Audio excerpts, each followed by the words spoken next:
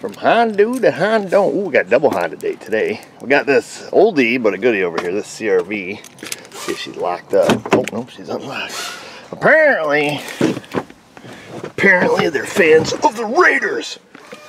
I don't even know what baseball team that is.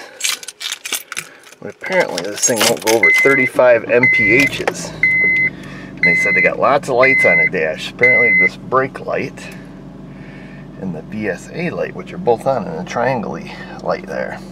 And we know it's not this little guy, it's the parking brake. What a great spot for a parking brake. FYI, I'm just saying, if all cars had that, that would be awesome. So let's take it for a little toot. Get the windows rolled up here. Let's go see if what they say is true.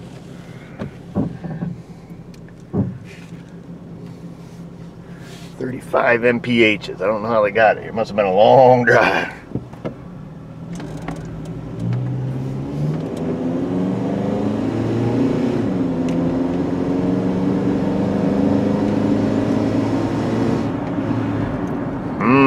You know what, folks? You know what my gut's telling me? Well, let's wait till we hit the big road. I mean, obviously we're going 30. Let her warm up here a little bit before we hit the VTEC. You don't want to be ripping VTEC on a cold engine, I'll tell you that. Oh, let me put my seatbelt on. Hold on. Seatbelt's on. No more dinger. As I was saying, I think I'm going to go with my gut instinct here. Our brake light and VSA light has nothing to do with the fact that we can't go over 35 mphs. Because if we have a close listen, this thing sounds like we're driving an air compressor. I don't know if you guys can hear it, but we have what I would consider excessive back pressure. Ready? VTEC time. Put the pedal to the plastic. That was not exciting. I got her right to the rug right now, folks. Pedal to the plastic. 40 miles per hour. Now let's do something. Let's throw her up into the neutral and flat foot it. Oh, come on, baby. This thing needs some Imodium AD. I don't know, is that what you take for constipation? I'm not certain about that, folks. But she definitely feels constipated. There she goes. Now she's shifted. So you gotta just baby this throttle. Because if you flat foot it, oh, we're losing speed, baby. And she's skipping. Now we got an engine light. So anyhow, two completely separate problems. This should be fun to explain to a customer. So what's the plan, Erico? Well, let me tell you. Thanks for asking, first of all. Second of all, we're going to go back. We're going to see where the exhaust is plugged, because that is quite obvious to me.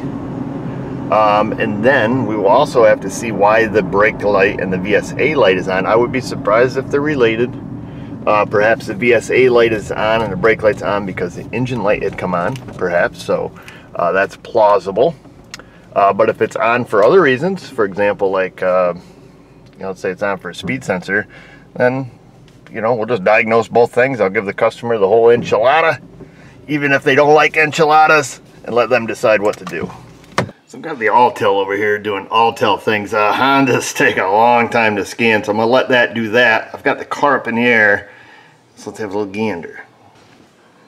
I'm thinking it's probably this little guy right here. We got an aftermarket, your classic aftermarket converter. A lot of heat coming off that thing. Not a lot of heat coming off that thing. This little guy, you probably can't touch him. Can't touch this. We could probably go right in the bunghole right there for the O2. See how much pressure we have there. And then possibly maybe do the hokey pokey here at the end of the converter. Because it is plausible that the converter could be plugged, most reasonable thing. Or you could have a plug on down the line. The muffler. The classic potato in the tailpipe. She's done scanning, so let's have a little gander here. Gander, that's the second time I've used that word. We're not even goose hunting. Ooh, your classic 420. 1 in 3 misfire. ABS light is on for brake fluid low level, so we'll have to look at that. Battery voltage failure, can relation failure.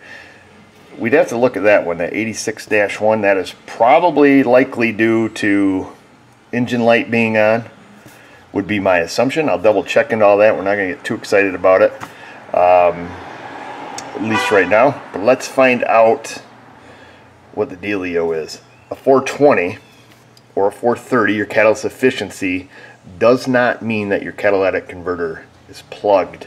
So, you know, we can't just jump right on the, it needs a cat train, because we all like riding that train around.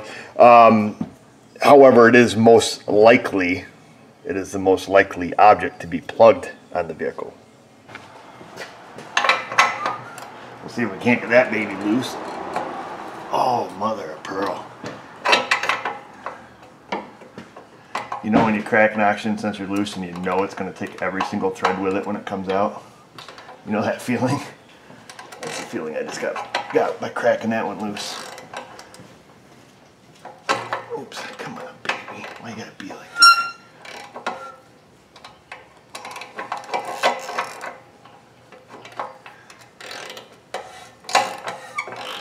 Oh, maybe not, maybe not. I could be wrong.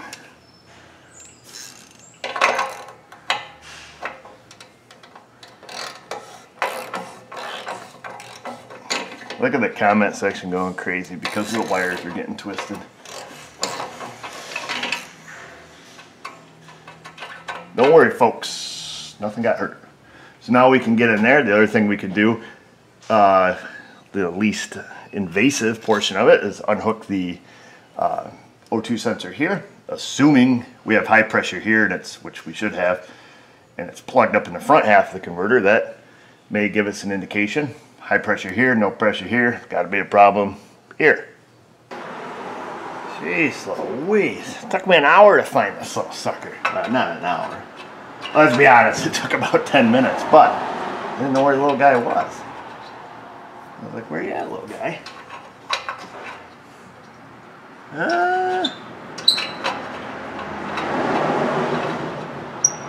It doesn't feel quite right. Let's, if it doesn't feel right, try to get it in there. No, better not. I don't want to ruin my tool. I don't care about the exhaust pipe so much. Let's run a thread chaser down that.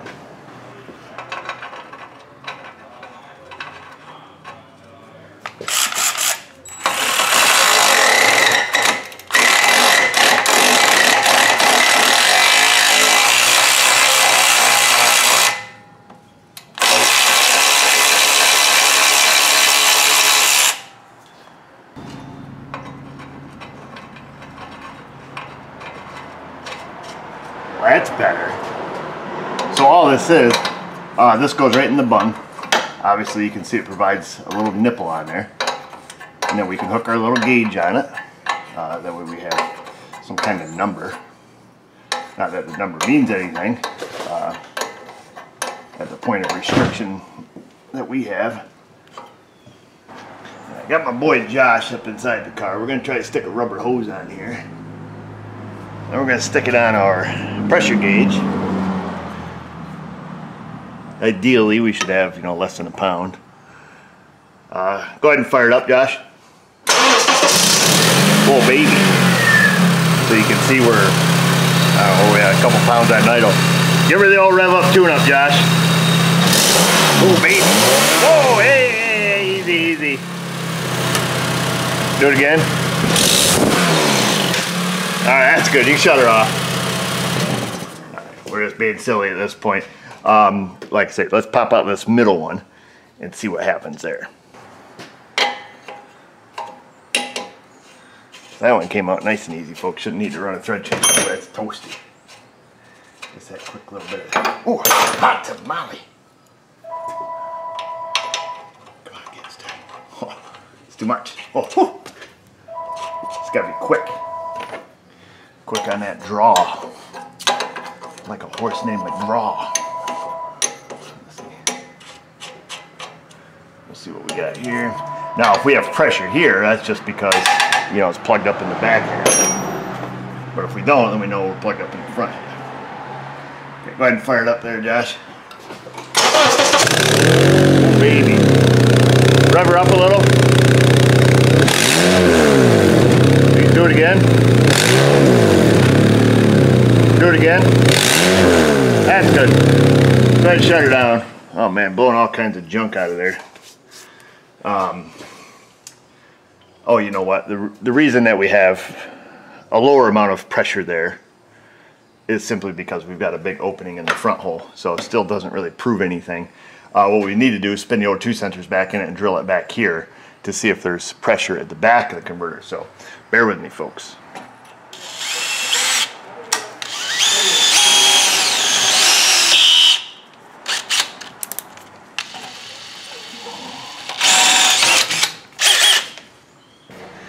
All right, go ahead and fire it up, Josh. Give her some rev ups. A little harder. That's good. Go ahead and shut her down. So I see the brakes back here, relatively new despite the backing plates being rotted. And it is low on brake fluid, folks. Low almost to the empty point. I don't see anything pissing out of that caliper, so we're just going to kind of give it the visual. Most of these brake lines are all coated. You know, they got the black rubberized coating on them. You know, and typically when you get a brake fluid leak, you know, it's pretty obvious. You'll see it drizzling. Like we've got some moisture under here. I don't know if that, let me smell my, doesn't really smell like brake fluid. This baby's pretty rotted. Brand new pads and rotors on the front. No line leakage up there. No line leakage up there. We better go up under the hood and have a look. This thing's just about ready for the scrap heap from the looks of it anyways. In my opinion, it's getting rough. ABS unit there. Those lines appear to be high and dry. And I drove the car. The pedal was nice. You know, didn't fade out or anything. So that leaves us with two options. Three options. A, there's a brake fluid thief going around extracting fluid from people's cars. B, somebody put calipers on it, bled them out, never filled the reservoir. Or C, it's leaking into the booster, sucking down the booster hose, burning in the engine and ruining the converter. I've spoke with the local authorities and there is no reports of a brake fluid thief in the area. So let's pop this little guy off if we can. Have a look in the hose. Wouldn't this be epic that the ABS light was really related to the failure? Ooh, she had a good sucky.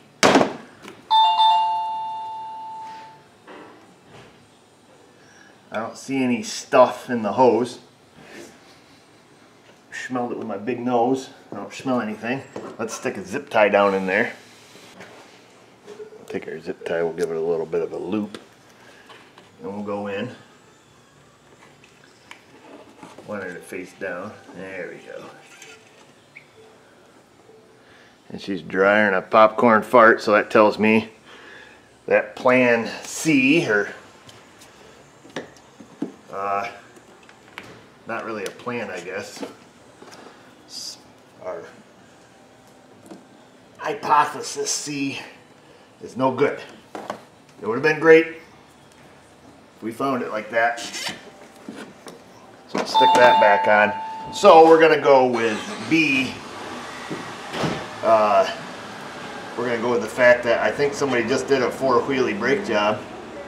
Probably DIY'd it. And forgot to fill that thing up because there's really no other plausible explanation. My boy Joshy and I looked it over good. We don't see anything leaking. So, yeah. Anywho, we'll get her done. Let's see. Filled her up.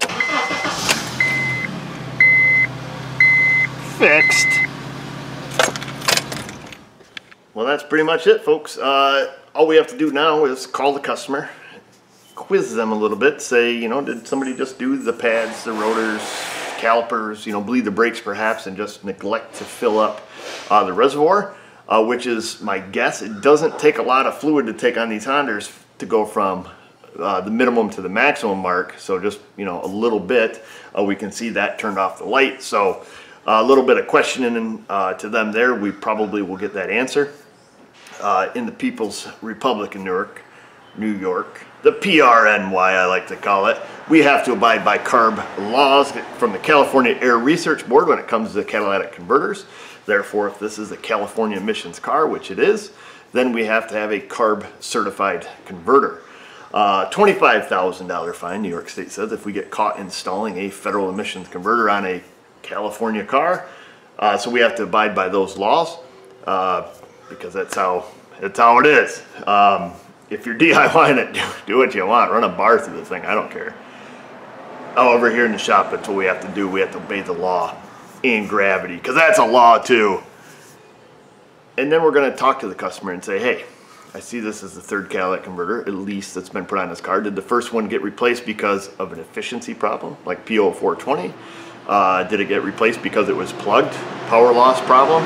Or did it get replaced simply because it was rotted out, which is the most likely situation given the climate we live in and looking at the bottom of this car. She's pretty rotted for having 90-some K on it.